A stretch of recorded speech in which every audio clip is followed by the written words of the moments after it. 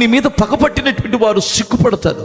నువ్వేం చేయలేదు, నువ్వు వారికి ఏ కీడు చేయలేదు, వారికి ఏనాడు నువ్వు వాడికి ఏ ఆపద నువ్వు తలపెట్టలేదు, కానీ నీ మీద పగపట్టారు మనుషులు, వారు సిగ్గుపడతారు. ఎందుకో తెలుసా?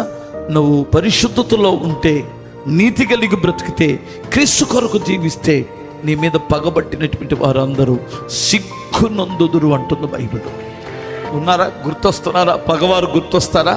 వాళ్ళ నువ్వు కాదు, నీ దేవుడే వారి మీద పగ తీర్చుకుంటాడు. నువ్వు మౌనంగా ఉండు, నువ్వు మౌనంగా ఉండు.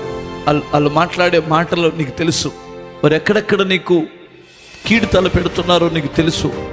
దేవుని మీద ఆధారపడు. నీ పరిశుద్ధతను కోల్పోమాక, నీ నీతిని కోల్పోమాక, నీ నోటిలో బూతులు రానివ్వమాక, నీ వారి మీద పగ తీర్చుకొని నీ పరిశుద్ధతను కోల్పోమాక. దేవుడు నీ మీద పగ పట్టినటువంటి వారు సిగ్గుపడేటట్లు చేస్తాడు.